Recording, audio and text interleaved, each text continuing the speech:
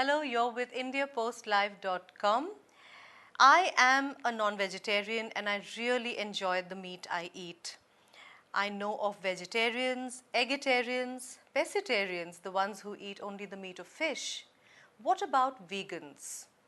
Veganism is the abstinence of any animal product. Well, we have heard about it in the West, but believe it or not, even in India, it is becoming a rising trend. I would like to ask our Skype guest, Nidhi Tayal. I would first like to introduce her to the conversation. Nidhi, thank you so Yeah, much for please. joining the conversation on India Post Live. Nidhi is a nutritionist and she's going to tell us how India can actually hope to survive without milk and dairy products. Nidhi, your take on veganism in India. I would say first to start with, Yes. we have to make people aware that there is a vast difference between veganism and vegetarianism. Right. India has always been a strong follower of vegetarianism, which I also follow personally. Veganism is something that is coming from the West and we are following suit. Yes. Now, as you said, it's like complete abstinence of any kind of animal products. So, in terms of diet, it's a rather far-fetched end of the tunnel where people go to the extent of not only giving up meat but also milk, honey, any kind of wine, cheese, any dairy products, and they plan to survive without it. Even the veganism is followed in the families per se, not only individually. All right. So it kind of puts up a question: are we giving the right and complete and wholesome diet to our kids, or are we handing out the right kind of heritage to the future generation in terms of diet, or are we building up a nutritionally deficient generation to come in? I am told that the vegan diet includes a lot of soy, soy milk and soybeans. Now, but there are also health issues associated with overeating of the soy. What are your comments on that? Yes. See, overeating is anything any nutritionist will not recommend. Everything has to be, when we talk on terms of nutrition or diet, the key word is balance. Yes, And the operative words are portion control and eating in moderation. That's right. the operative word of any kind of diet. Now, you cannot be totally dependent on soy for all your protein needs, because there you kind of make your diet deficient in a lot of essential amino acids which you derive from animal sources or animal foods. So I am not too keen to propagate veganism when we are speaking of India, which is a country of like 121 billion people, and and it's not it is still is a third world country. We are still progressing. Right. You know, India culturally has been so dependent on milk and milk products. You know, the sweets we eat, at functions, then the prasad that is served, at the end of every religious festival or ceremony. Milk is a staple part of our diet. Now, how does one really compensate for the lack of, because doesn't it lead to a calcium deficiency and iron and folic acid? I mean, all of those nutrients. How does one compensate for that if one is not having milk or dairy products? See, compensation is like in vegan diets, the substitutes comes from kind of tofu and your soy proteins, soy milk. Okay, that's what the substitutes are. Right. But then the reach is limited. It could be found in urban India, in metro cities rampantly, but not beyond that. This is number one. Secondly, the cost is not effective. Right. At the most, we would be paying 50 rupees a liter for normal milk, cow or buffalo's milk, but soy milk is slightly expensive than that. So, are you seeing that veganism is the rich man's fad? It's become like a fashion fad or a fashion trend among people? Because you also have vegan fashion, which is coming up in a very big way. I would see to each his own. If it's a matter of choice of an individual, if it is done to combat certain allergies, food-related allergies, any kind of heart diseases, cardiovascular diseases, or for religious purposes, I am nobody to question any individual's choice. But as a dietitian and a nutritionist, my commitment to the kind of patient I cater to is that I give them a very wholesome health and I take care of their nutritional requirements holistically. So I would not advocate veganism, but I am nobody to stop people from Of following course, it. it's a personal choice. It's a personal choice Right. entirely. Have you had any followers of the vegan diet coming to you with any kind of problems? Have you faced that? Because veganism is on the rise in India, as we're finding out. Nilangela, it's again homemaker's choice. I do get patients with lactose intolerance or small kids who are allergic to the protein content of the milk. Okay. And then mothers, thanks to Google and so much of information surplus, Yes. they kind of, start putting their families on vegan diets. So I would definitely say they're doing good to their kids who are allergic to any kind of nutrient in milk. Right. But then again, the members of the family who are totally healthy and who can digest and absorb milk and get the wholesome goodness of milk, they are not getting adequate nutrition. All right. There's a nutritionist called Winston Craig. Of course, he's from the West, and he says that vegan diets tend to be higher in dietary fiber, magnesium, folic acid, vitamin E, phytochemicals, and lower in calories, saturated fat, cholesterol, and long chain omega 3 fatty acids. So, don't you think it's unless people make an educated and a choice made out of awareness, don't you think there could be several health risks associated with just moving on to a vegan diet? Yes, there are.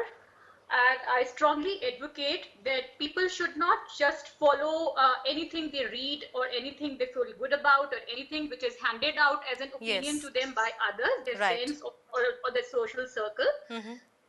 First of all, if they are in need of any kind of diet because of their therapeutic problems, they must see a professional. Even if you are following veganism, vegetarianism, over-vegetarianism, over-lacto-vegetarianism, the answer is take professional help. Right. You just cannot read something off the computer and make it part of your integral lifestyle. That is not done. Now, coming to the second part of the questions, what Mr. Craig has said, I completely agree with, though even my experience is based on the researches I have read from the West itself, because India is still lagging behind slightly when it Yes. comes to researches on this particular area. Yes. The first and foremost concern is that we do not get adequate amount of essential amino acids if we are on a vegan diet.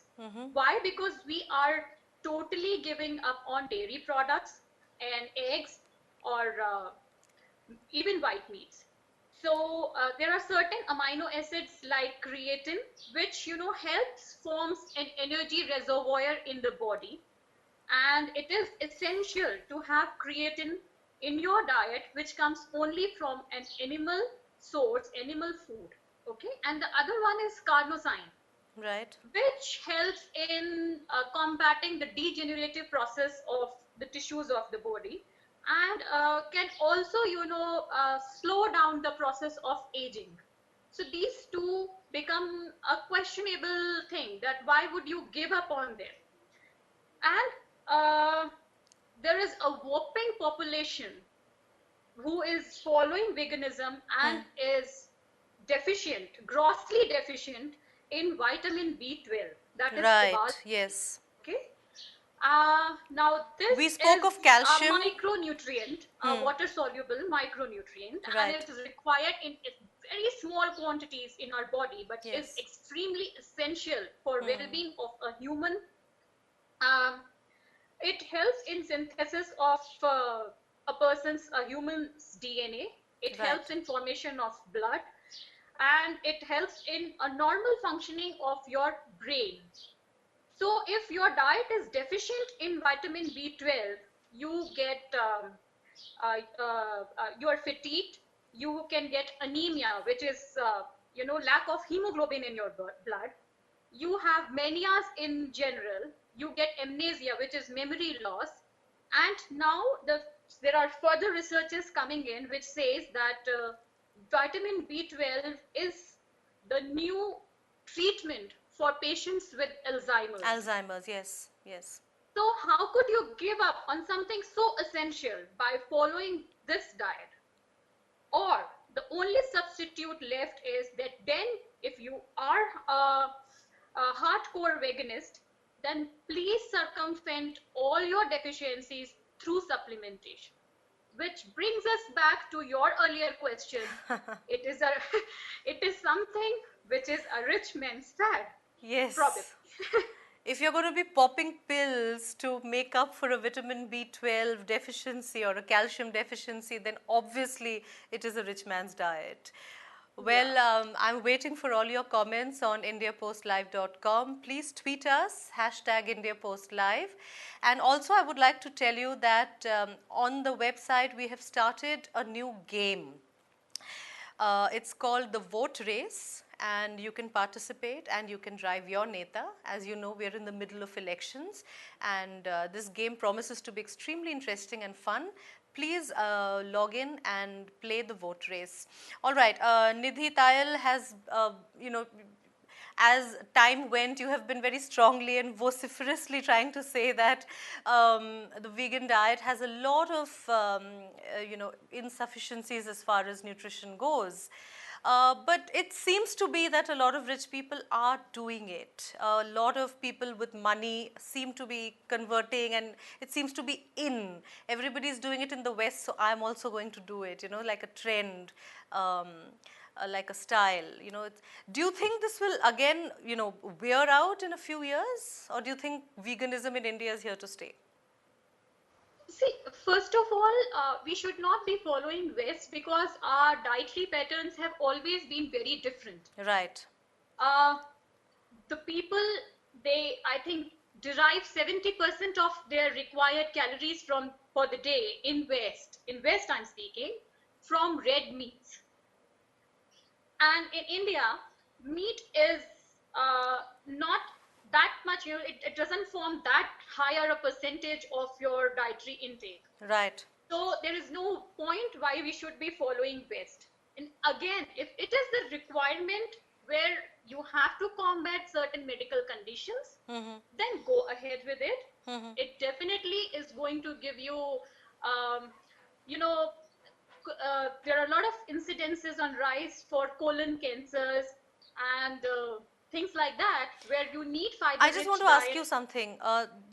There was an article I was reading a few weeks back on excessive usage of soy milk, being linked with breast cancer. What is the information you have on that? The information I would have again would be based on the researches that comes from the West because as such I am not into researching first of all, and secondly we are still in a very natal stage where it comes to researches on different kind of diets, and personally speaking I don't see a link there. Okay, okay. But then you do know that, I mean, you yourself said that excessive soy also has side effects. Yeah, it definitely gives you a lot of allergies and makes your diet deficient in lot other nutrients which are important for And you to several have on types of daily amino basis. acids that you said. Yeah. Okay, but you don't see a link to cancer. Excessive use of soy milk and cancer. You have not come across any such studies. No, I have not come across any such patient, and I don't think I'm the right person to answer No, this that's all question right. I mean, because my, I was yeah. asking as a nutritionist because this is something that I had read, something that I had come across, which is why. All right. So, you know, you talk to other nutritionists in other cities, you talk to your colleagues. Veganism, is it only in major metros like Delhi, Bombay, Bangalore, Kolkata? Is it coming in there, or is it permeating to the smaller cities as well? Neelanjala, it will take a while to permeate. It is a rampant, it is on a rampant rise in metro cities itself, where people look for a new kind of food introduced, and it's kind of a status symbol. All To, right. I was just, speaking to one of my patients, and she was all gung ho about quinoa. Quinoa is the new grain on the block, Quinoa, yes, which yes, yes. which is said to be very, very high. It's a, treasure for proteins. Right. And but again, I come to the budget part of the grocery buying It is for a extremely normal expensive. average Indian household. A packet of 150 grams of quinoa costs you 400 rupees. All right. So Let me, all right. Let's take a look at an audio visual on what veganism is all about. Celebrate righteousness for people, animals, and the environment, says the Indian Vegan Society. Veganism, the society explains, is a way of living that seeks to exclude, as far as possible and practicable, all forms of exploitation of and cruelty to animals for food, clothing, and any other purpose. It was out of ethical concerns for sentient animals that Donald Watson coined the word vegan and founded the Vegan Society. While veganism is not limited to diet alone, it is about renouncing all animal products, no wearing leather, silk, wool, and so on. But are there health concerns? According to nutritionist Winston Craig, vegans tend to be thinner with lower serum cholesterol and lower blood pressure. Well, we do need to talk about vegans, people who follow the vegan diet being thinner. We are now joined in the studio by Smita Singh. Smita Singh runs a website called saladbox.in, and she supplies high quality nutritious salads to working professionals who are really concerned and cautious about their health. Smita, welcome to the conversation. Thank you so much for joining us on India Post Live. Thanks. We also have with us on Skype Nidhi Tayal. She's a nutritionist. Okay.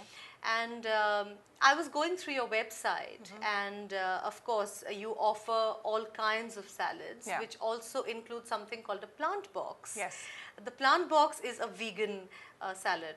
Yes. Can you tell us a little bit about that? We've actually started with the plant box, and right now we're only doing the vegan salads. We do eventually plan to have an animal box as well, but Yes. I am vegan, so for me that's the one that I'm taking care of, and that's the one that we've kind of started with, because the idea of nutrition and supplying nutritious food to people in a convenient way every day is something that is a lifestyle. It's something that I live, and it kind of started from that idea that it's hard to be careful about what you eat, and it's hard to eat in the right way, and especially because it's time consuming, it's kind of expensive, it takes a lot of research, and it's not really easy to fit that into busy lifestyle. So Right. that's really how we arrived at the idea of How did you feel inspired to turn vegan? it was a process. I think everything is. I was always one of those meat eaters that preferred vegetables, and eating meat was just something that I always was. I mean, I guess it was made available to me when I didn't really know any better. So it was more a taste addiction than something that my body needed. And as I grew older, I became more Aware. conscious and aware of what I was eating, and slowly it didn't seem like something. I mean, I have two children, and when I had my second child, it was almost like while I was carrying my second baby, I just didn't feel like eating any meat. But hasn't it been hard for you to not have any dairy products as well? No milk, no cheese, no cottage cheese, paneer, the quintessential. I mean, it's such an important part of. I mean, one can't think of even vegetarian food. I mean, you know, the difference between vegetarianism and vegan is primarily that. Wasn't it difficult for you to make the transition? It was not difficult maybe because it was always somewhere in the back of my head. You know, I felt like my body responded very well to vegetables. It didn't respond very well to meat or milk. I was always a little bit not comfortable eating meat or drinking milk. Milk I used to avoid by all means. Many of us do. And cheese actually, which is the only thing then. And you know, if you speak with any vegetarians who wouldn't at all think about eating meat, but they'll be like, I can do anything, but I can't leave cheese. Yes, it's because cheese is actually one of the most addictive things that we can eat. You know, I was just talking to Nidhi before you joined us, and Nidhi was telling us how a vegan diet actually lacks a lot of very essential nutrients like calcium, like vitamin B12, and how subsequently, because veganism has become a rich man's diet, because you know you're taking supplements, vitamin supplements to make up for it. I don't think you need to take vitamin supplements as long as you are, and that's what we're trying to do with the salad box, because we try to give you everything that a vegan diet should have in terms of you know, and most of these proteins and minerals and nutrients can be found in seeds and nuts and nut milks and a lot of vegetables and beans. But it is expensive. You would agree that it's expensive? It is not. I mean, if you go the expensive way, of course, if you want to have quinoa, it's going to be expensive. But it's not a local. It's not a local food. I we were just talking about quinoa. If we eat local and if we are conscious about what we are eating, everything that we really need in our diets is around us. You know, I mean, nature provides everything. Absolutely. All right, Nidhi. Last comments from you. We're running out of time. The vegan diet. You've had your own share of experiences, and you've said that there are deficiencies. Your last comments from you after what Smita just told us. I would like to applaud women like Smita who are following the kind of diets they are and making people aware on a lot of nutritional needs and, you know, making people feel fitter and grow fitter. But I still stand by my line that vegan diets makes you deficient in a lot of essential nutrients, be them micro or macronutrients, be it cholesterol, be it your saturated fatty acids, be it calcium, vitamin B12, a lot of amino acids.